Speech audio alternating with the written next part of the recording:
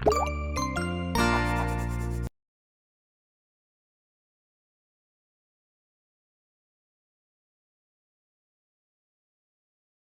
वालेकुम। क्या हाल है बच्चों, खैरियत? जैसा कि आज हम chapter number first 9th class की बायोलॉजी स्टार्ट करने वाले हैं। इस चैप्टर में हम सीखेंगे कि बायोलॉजी क्यों ज़रूरी है। बायोलॉजी का हम इंट्रोडक्शन पढ़ेंगे। तो सबसे पहले मैं बायोलॉजी इटसेल्फ वर्ड की तरफ आता हूँ। बायोलॉजी ये दो अल्फाज से बना हुआ है, जो ग्रीक कॉम्बिनेशन है। Bio means life, logos means study. Biology में हम लाइफ के बारे में स्टडी करते हैं। लाइफ वजूद में कैसे आई, क्यों आई, उसको लाने के लिए कौन कौन से केमिकल रिएक्शंस होते हैं, उसकी एग्जिस्टेंस के लिए कौन कौन सी चीज़ें होती हैं, ये सारी चीज़ें हम बायोलॉजी में पढ़ते हैं। तो सबसे पहले हम लाइफ की तरफ आएंगे। लाइफ क्या है? It is a complete code of digestion, movement, respiration, metabolism, excretion, growth, irritability, reproduction and development. ये सारी चीज़ें जब मिलती हैं तब जाके लाइफ को डिफाइन करती हैं। बायोलॉजी में हम क्या पढ़ते हैं? Bio means life, logos means study. Life की स्टडी के बारे में पढ़ने को हम बायोलॉजी कहते हैं। और लाइफ खुद क्या है, ये सारी चीज़ें मिलके लाइफ को डिस्क्राइब करती हैं। अब हम वन बाय वन इन सब को डिस्क्राइब करेंगे। डाइजेशन एक ऐसा प्रोसेस होता है जिसमें हमारा फूड, हमारा खाना टूटता है और एनर्जी रिलीज होती है, और वो एनर्जी हमारी बॉडी को फंक्शन कराने के लिए, चलाने के लिए ज़रूरी होती है। उसके बाद मूवमेंट एक जगह से दूसरी जगह मूवमेंट करना, मूव करना, उसको मूवमेंट कहते हैं। मूवमेंट दो तरीकों की होती है, एक होती है लोकोमोटिव, एक होती है नॉन लोकोमोटिव। लोकोमोटिव इंसानों में होती है जो एक जगह से दूसरी जगह ट्रेवल करें, और नॉन लोकोमोटिव प्लांट्स में होती है, क्योंकि वो एक जगह से दूसरी जगह ट्रेवल नहीं कर सकते। ठीक है। उसके बाद रेस्पिरेशन क्या है? It is a biochemical process. Respiration में क्या होता है कि हमारा ग्लूकोज टूटता है ऑक्सीजन के साथ मिलकर, और हमें ATP, energy rich molecule as a by product मिलता है, जो हमारी बॉडी को एम्पावर करता है फंक्शन करने के लिए। उसके बाद मेटाबॉलिज्म क्या है? It is a sum of all the chemical reactions. जो भी हमारी बॉडी में केमिकल रिएक्शंस होते हैं, फूड का टूटना मॉलिक्यूल्स में, स्मॉलर पार्टिकल्स में, या उनका ऐड होना, छोटे पार्टिकल्स जब मिलते हैं एक दूसरे के साथ तो बड़ा मॉलिक्यूल बनाते हैं। जैसे अमाइनो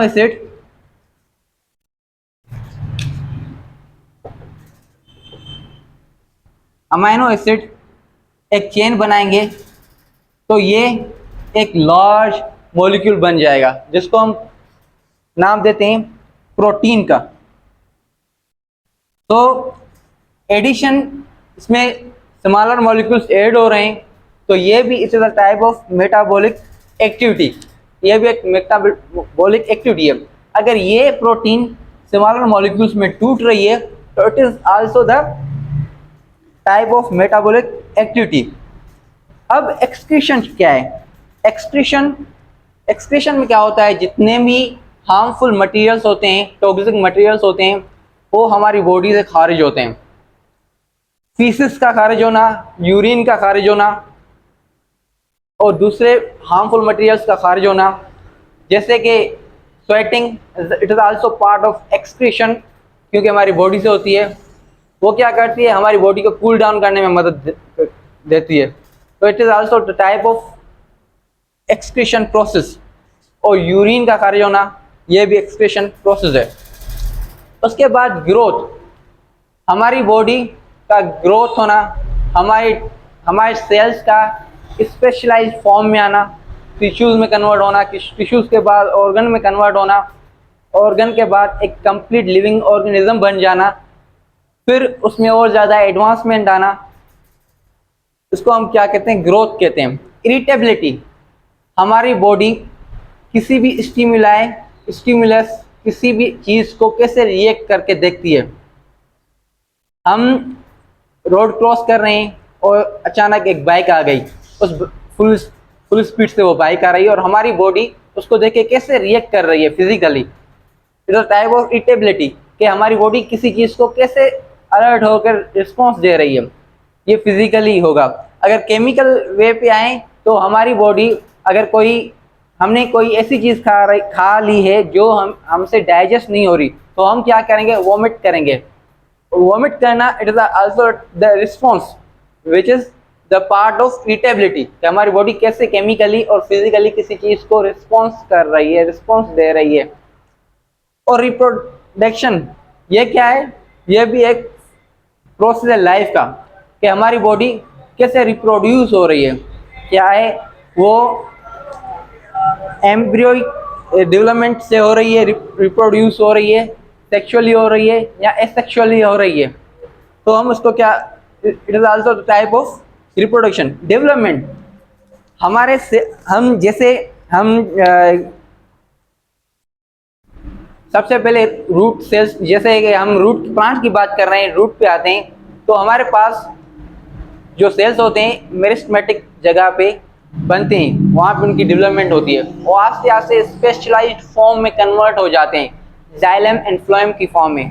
वो क्या है, वस्कुलर टिश्यूज हैं, कि हमारे सेल्स का एक पॉइंट से दूसरी पॉइंट तक स्पेशलाइज्ड होना, डिफ्रेंशिएट करना, वेल एडवांस फॉर्म में जाना, ये क्या है, डेवलपमेंट है।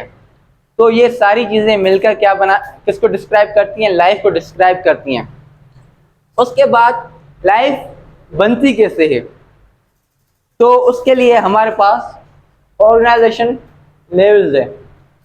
जैसा कि हमें पता है कि ये सारी दुनिया, जितनी भी इसमें चीज़ें हैं जो हम देख सकते हैं, महसूस कर सकते हैं, वो सारी मैटर की बनी हुई है। और मैटर खुद किसका बना हुआ है, एटम का बना हुआ है। जब हम लाइफ को डिस्क्राइब करते हैं, हमारे पास प्रिमिटिव प्राइमरी एलिमेंट्स होते हैं, जिसकी वजह से बायोलॉजिकल कंपाउंड्स बनते हैं, जैसे प्रोटीन, कार्बोहाइड्रेट, लिपिड्स, ये प्रिमिटिव कंपाउंड से बनते हैं, जैसे कार्बन, नाइट्रोजन, ये प्रिमिटिव कंपाउंड्स हैं। जब ये सब प्रिमिटिव कंपाउंड्स, ये सब प्रिमिटिव एलिमेंट्स, नाइट्रोजन, कार्बन, ये कंपाउंड्स बनाते हैं, ठीक है। तो मैटर किसका बना हुआ है, एटम का बना हुआ है। और एटम हर एलिमेंट का एक डिस्टिंक्ट मखसूस इंडिविजुअल एटम है। जब ये एटम एक दूसरे के साथ मिलते हैं तो मॉलिक्यूल बनाते हैं, जैसे H2+O, ये क्या बन गया, वाटर बन गया।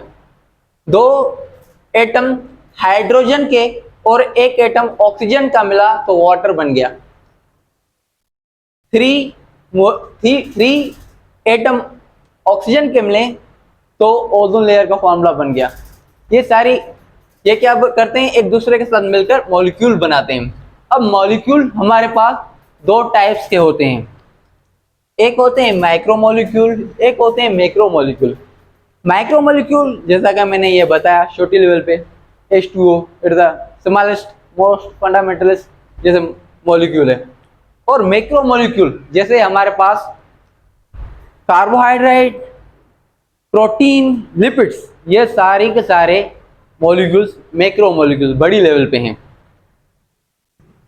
तो उसके बाद जब ये कार्बोहाइड्रेट, प्रोटीन, लिपिड्स जब आपस में मिलकर क्या बनाते हैं, ऑर्गेनील्स बनाते हैं। ऑर्गेनील्स क्या होते हैं, जैसे हमारे पास ऑर्गन्स होते हैं, आई, नोज, ईयर, ये हमारे ऑर्गन्स हैं। अब सेल्स के ऑर्गन्स को हम सेल के ऑर्गन्स को हम ऑर्गेनील्स बोलते हैं, जैसे nucleus, cell wall, mitochondria, they all are organelles. अब उसके बाद जब ये ऑर्गेनील्स आपस में मिलते हैं फिर सेल बनाते हैं। बायोलॉजी में मोस्ट फंडामेंटलिस्ट यूनिट जो है वो सेल है। केमिस्ट्री में मोस्ट फंडामेंटलिस्ट यूनिट जो है वो मैटर है। मैटर का एटम है। केमिस्ट्री में एटम है और बायोलॉजी में सेल है जो लाइफ को डिस्क्राइब करता है। ठीक है, तो अब ये सेल, इसमें जब डिफरेंशिएट आएगा तो ये एडवांस होंगे और ये टिश्यूज में कन्वर्ट होंगे। टिश्यूज के बाद जब टिश्यूज आपस में मिलते हैं तो ऑर्गन्स, जैसे हमारे पास ऑर्गन क्या होते हैं, जैसे आई, नोज, ईयर, ये सब हमारे पास ऑर्गन्स की टाइप हैं। ब्लड, ये क्या है, टिश्यू है। आईज, नोज, ये ऑर्गन हैं। फिर जब ये सब मिलते हैं एक दूसरे के साथ तो एक कंप्लीटली लिविंग ऑर्गेनिज्म बन जाता है। तो आज हमने पढ़ा लाइफ के बारे में, लाइफ क्या होती है, कौन कौन सी चीज़ें उनको डिस्क्राइब करती हैं, ये सारी चीज़ें उनको डिस्क्राइब करती है। और उसके बाद ऑर्गेनाइजेशन लेवल्स हमने पढ़ी लाइफ की। Thank you so much. I hope कि आपको ये लेक्चर समझ आया होगा। दूसरे लेक्चर में हम ब्रांचेस ऑफ बायोलॉजी पढ़ेंगे तो उनको हम डिस्कस करेंगे। Thank you.